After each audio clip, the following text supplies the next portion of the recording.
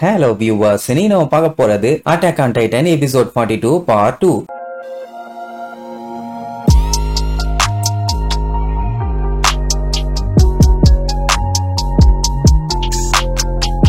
Open பண்ணா போன episode கிங்கும் fake, அவங்களுக்கு கீழே இருந்த 4 அல்லக்கைங்களும் ஃபேக்கான ஆளுங்கன்னு தெரிஞ்சு போச்சுல்ல. அதாவது இவ்வளவு நாளா ஃப்ராடுத்தனம் பண்ணிட்டு இருந்திருக்கானுங்க. சரி, இப்ப அப்படியே அங்க கட் பண்ணி நைட் நேரம் காட்டுறாங்க. என்னன்னா ஒரு சீன்ல கட் பண்ணிருப்பாங்களே, நம்ம ஆளுக காட்டுக்குள்ள அந்த மிலிட்டரி போலீஸோட கேப்டனை வாயிலேயே மிதிச்சு விசாரிச்சுட்டு இருக்கும் போது யாரோ 2 பேர் வந்தாங்களே. ரைட்டு, வந்திருக்கிறது மிலிட்டரி போலீஸுங்க தான்.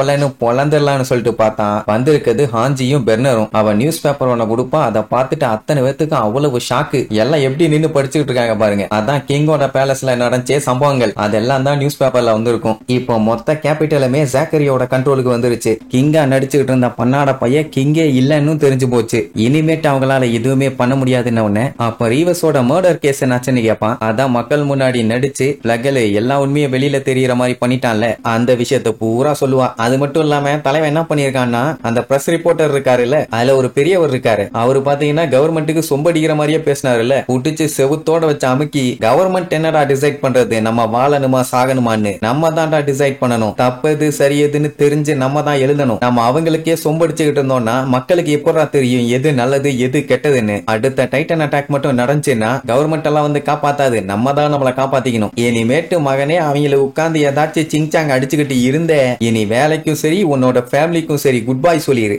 இனிமேட்டு நியூஸ் பேப்பர்ல வர்றது பூரா உண்மையா மட்டும்தான் இருக்கணும். ஒரு சின்ன தப்பு நடந்தாலும் பொலந்துருவேன்னு சொல்லியிருப்பான். சரின்னு சொல்லிட்டு அது படிதான் பிரிண்ட் பண்ணிருப்பாங்க. சோ அந்த நியூஸ் பேப்பரை தான் இப்ப நம்மளுக்கு படிச்சுட்டு இருக்காங்க. மொத்தத்துல கவர்மெண்ட்ங்கிற பேர்ல ஃபேக்கான கிங்க வச்சு இவ்வளவு நாளா அவங்க பவரை துஷ்பிரயோகம் பண்ணிருக்காங்க. அண்ட் அது மட்டும் இல்லாம சர்வே காப்ஸ் இது வரைக்கும் பண்ணது எல்லாமே குற்றம்னு சொல்லியிருந்தாங்கல்ல, அது எல்லாத்தையுமே ரிவோக் பண்ணியாச்சு. இனிமேட்டு இவங்களுமே நார்மல் மனுஷங்க தான், ஃப்ரீயா சுதந்திரமா ஊருக்குள்ள சுத்தலாம். இவங்க மேல எந்த ஒரு லா சூட்டுமே இல்ல. ஆம்பிட்டு தான் அவ்வளவு ஹாப்பி, அப்படியே துள்ளி குதிப்பாங்க. இத பாத்துட்டு இருந்த அந்த மிலிட்டரி போலீஸோட லீடர் ஆத்தாடி, இவன் சும்மாவே வாய்க்குள்ள சுவ விட்டு ஆட்டினா இப்ப ரிலீஸ் வேற பண்ணி விட்டாங்களா, விளங்கிட்டு போம்பான். பட் லெவி ஒரு சின்னதா ஸ்மைல் கூட பண்ண மாட்டான். ஆனா எர்வின் எல்லாத்தையும் பக்காவா பிளான் பண்ணி சூப்பரா எக்ஸிக்யூட் பண்ணிட்டாரு. இதுல என்ன மேட்டர்னா, இப்ப இண்டிவிஜுவலா இருக்க எல்லாருமே அவங்க முடிவை அவங்களே எடுக்க ஆரம்பிச்சிட்டாங்க. இதுதான் ஹியூமனிட்டிக்கே ஒரு பெரிய சேஞ்சஸ கொண்டு வர போகுதுன்னு ஹாஞ்சிக்கு அவ்வளவு சந்தோஷம். சரி, என்னதான் இவங்க ரிலீஸ் ஆயிட்டாலும் இவங்க கிட்ட மிலிட்டரி போலீஸோட லீடரே இருந்தாலும் இன்னும் 200 ஹிஸ்டோரியாவும் எங்க இருக்காங்கன்னு கண்டுபிடிக்க முடியல. அவங்கள மட்டும் சீக்கிரமா கண்டுபிடிச்சிட்டாலே போதும், எல்லா பிரச்சனையும் ஓவரும்பா. அதை கண்டுபிடிக்கதா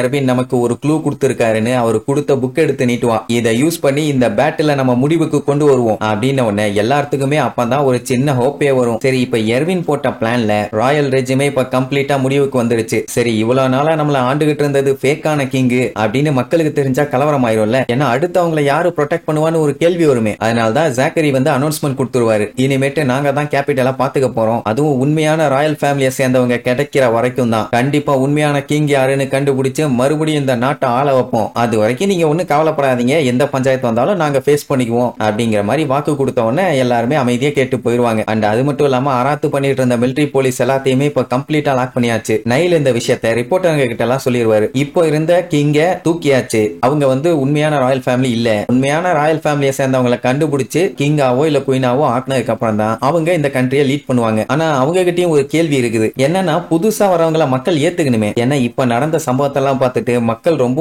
ஆழ்ந்த துயரத்துக்கு போயிட்டாங்க. இவ்வளவு நாளா நம்பிக்கிட்டு இருந்த கவர்மெண்டே டுபாக்கூருன்னு தெரியும் போது இனி யாரை நம்புறது, அந்த பயம் உள்ளுக்குள்ள இருக்கத்தானே செய்யும். அப்படியே கட் பண்ணா நம்ம ஜாக்கரியும் எர்வினும் வண்டியில போகும்போது பேசிக்கிட்டே போறாங்க. கமாண்டர் பிக்ஸஸ் இதுக்கு முன்னாடி என்ன சொல்லியிருப்பான்னா, ஹியூமனிட்டியை காப்பாத்தணும்னா இருக்கிற கவர்மெண்ட் அப்படியே இருந்துட்டு போட்டோம். ஏன்னா இப்ப வரைக்கும் இவங்க எல்லாத்தையுமே உயிரோட பாதுகாத்து வச்சிருக்காங்களே. என்னதான் பாதி பேர் அழிஞ்சாலும் மீதி பேர்த்த பாத்துக்கிறேன்னு தானே சொல்றானுங்க. ஏன்னா இப்ப கவர்மெண்ட்டை மொத்தமா கலைச்சதுக்கு அப்புறம் இனி எடுக்க போற டெசிஷன் எல்லாத்தையுமே இவங்க தான் பார்த்து பக்குவமா பண்ணி ஆகணும். பேசாம நானு என்னோட சோல்ஜர் என்னோட லைஃப் என் டியூட்டி எல்லாத்தையுமே நம்புறதை விட்டுட்டு கவர்மெண்டோட ஜட்மெண்டே விட்டுருக்கலாம்னு நினைக்கிறீங்களான்னு கேட்பான். ஏன்னா ஜாக்கரி என்ன நினைச்சிட்டு இருக்காருன்னு தெரியணும்ல. மேபி அதுக்காண்டி கூட இவன் இப்படி பேசிட்டு இருக்கலாம். அவரு எப்பவும் போல உன்னோட ஷோல்டர்ல பர்டன் ஏறிக்கிட்டே தான் இருக்குது. சாவறது ஒரு நல்ல ஆப்ஷன் தான், அதுக்காக சாக முடியுமா? ஆமா, நீ ஏன் அவனுங்களை சும்மா விட்ட, நான் வேணா என்னோட ரீசன் சொல்லட்டுமான்னு கேட்பாரு. என்னடான்னு கேட்ட அடுத்த செகண்ட் அவ்வளவு நேரம் நார்மலா பேசிட்டு இருந்த நல்ல மனுஷன் கொலை காண்டாகி அந்த 4 அல்லக்கைகளை பார்க்கும் போதெல்லாம் எனக்கு செம கடுப்பாகும்.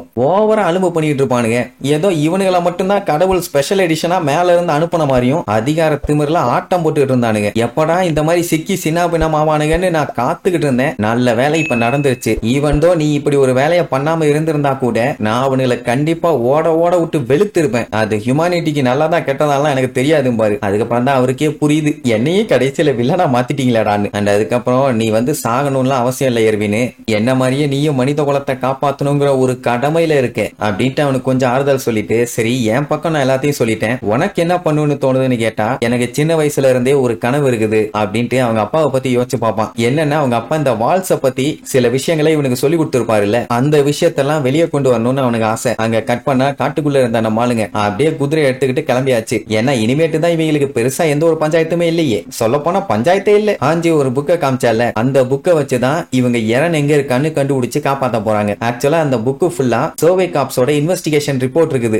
அதுவும் மெயினா ரைஸ் ஃபேமிலியோட ரிப்போர்ட். அதுல ஏகப்பட்ட சம்பவங்கள் ரைஸ் ஃபேமிலிக்கு 5 வருஷத்துக்கு முன்னாடி தான் நடந்திருக்குது. அதுதான் அவங்க ஃபேமிலியவே மொத்தமா கலைச்சிருக்குதுன்னு சொல்லலாம். சொல்ல போனா அந்த டைம் அப்பதான் வால் மரியாவும் பிரீச் ஆயிருக்குது. நான் இதுல படிச்ச எல்லா விஷயத்தையுமே ஆரம்பத்துல இருந்து ஒன்னொன்னா சொல்றேன்ட்டு அவ கதையை சொல்ல ஆரம்பிப்பான். ராட் ரைஸ் பாத்தீங்கன்னா பல லேண்டுகளுக்கு சொந்தக்காரரு. அவருக்கு பாத்தீங்கன்னா மொத்தம் 5 குழந்தைங்க. அதுலயும் அவரோட பெரிய பொண்ணு டாக்டர் ஃப்ரெடான்னு ஒருத்தி இருக்கா. அவ பாத்தீங்கன்னா ஒவ்வொருத்தருக்கிட்டையுமே டவுன் டு எர்த் இறங்கி பழகுவா. ஆனா 5 வருஷத்துக்கு முன்னாடி ஒரு நாள் நைட்டு ஒரு பயங்கரமான சம்பவம். வேற ஒண்ணும் இல்ல, இந்த கொள்ளக்கார பயலுக இருக்கானுங்கல்ல, அவனுங்க லோக்கல்ல இருந்த சர்ச்சை மொத்தமா எரிச்சு கொள்ளையடிக்க வந்திருக்கானுங்க. சர்ச்சில் என்னத்தடா கொள்ளையடிக்க போறீங்க? இதுல இன்னொரு கொடுமை என்னன்னா, ரைஸோட மொத்த ஃபேமிலியுமே அங்கதான் ப்ரே பண்ணிட்டு இருந்திருக்காங்க. அதுல ஒரு மொத்த குடும்பத்தையுமே கம்ப்ளீட்டா சம்பவம் பண்ணிட்டாங்க. என்ன ராட் ரைஸ் மட்டும் எஸ்கேப். இந்த சம்பவம் எல்லாம் எப்ப நடந்திருக்கும்னா, கொஞ்ச நாளைக்கு முன்னாடி ஹிஸ்டோரியாவோட அம்மா வந்து கழுத்தறுக்கப்பட்டு செத்துருப்பாங்க. அதான் முன்னாடியே ஒரு சம்பவம் ஒண்ணு காமிச்சிருப்பானுங்களே, அத பண்ணது கென்னி, அதான் இன்டீரியர் போலீஸ். இதுல இருந்து என்ன தெரியுது,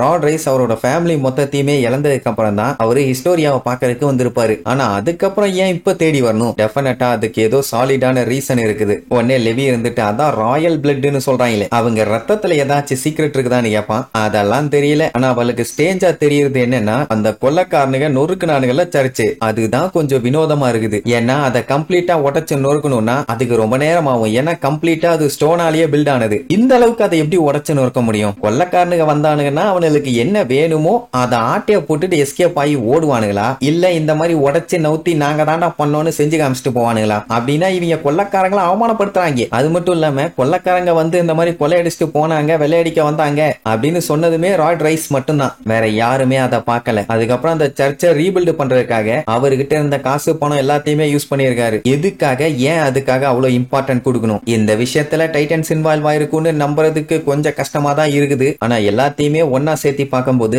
அந்த சர்ச்சில தான் ஏதோ மர்மம் இருக்குது அப்படிங்கிற மாதிரி ஃபைனல் கன்க்ளூஷனுக்கு வருவா. இப்ப என்னன்னா, இவங்க எல்லாருமே மூட்டையை கட்டிக்கிட்டு அந்த சர்ச்சை நோக்கி தான் போயிட்டு இருக்காங்க. அப்படியே அங்க கட் பண்ணி இப்ப நம்ம இறனை காட்டுறாங்க. பையன் மயக்கத்துல இருப்பான். அப்ப கனவா என்னன்னு தெரியல, பெரிய முடிய கோரிட்டு இருப்பான். ஆப்போசிட்ல மிரர்ல பார்த்தா பொண்ணுமா இருப்பான். என்ன கன்றாவிடா இதுன்னு சொல்லிட்டு டப்புன்னு கணத்தை வைப்பான். அவனை சங்கிலியில கட்டி வச்சிருப்பாங்க. சுத்தி பார்த்தா ஒரே ஐஸ் கட்டி. அது ஐஸா கிறிஸ்டலான்னு தெரியல, ஆனா ஐஸ் மாதிரி தான் இருக்குது. சட்டை கூட போட்டு விடாம விட்டுருக்கானுங்க நன்னாரி பயலுக. இப்ப என்னன்னா, சோல்ஜர்ஸ் எல்லாருமே ரெடி ஆயிட்டு இருக்காங்க. இனி எப்படியாச்சும் ரைஸ கண்டுபிடிச்சே ஆகணும். சோ அதனால காலையிலக்குள்ள அவரோட இடத்துல ஃபுல்லா இவங்களோட சோல்ஜர்ஸ் நிரம்பி வழிய போறாங்க, எப்படியாச்சும் அவரை கண்டுபிடிக்கணும்னு. இப்ப என்ன ஒரு பஞ்சாயத்துனா, இவங்க சீக்கிரமா போய் இறனை காப்பாத்தலைன்னா அவனை கண்டிப்பா சாப்பிட்டுருவாங்க. அதனாலேயே எல்லாம் வெறிகொண்டு போயிட்டு இருப்பாங்க. அர்மின் என்ன யோசிச்சுட்டு இருப்பானா, இப்ப டைட்டன்ஸுங்க வந்து நிஜமாவே ஹியூமன்ஸ சாப்பிடறதுனால அவங்களுக்கு அந்த எபிலிட்டி கிடைக்குது அப்படின்னா இன்னும் அது ஏகப்பட்ட கேள்விகளை எழுப்பும். எப்போ நம்ம இறன் டைட்டன் ஆமானா, அவனுக்கு எப்போ இந்த பவர்ஸ் எல்லாம் கிடைச்சது, யார் அவனை சாப்பிட வச்சா, எப்படியாச்சும் எல்லாத்தையுமே கண்டுபிடிக்கணும்னு சொல்லிட்டு இருக்கும்போது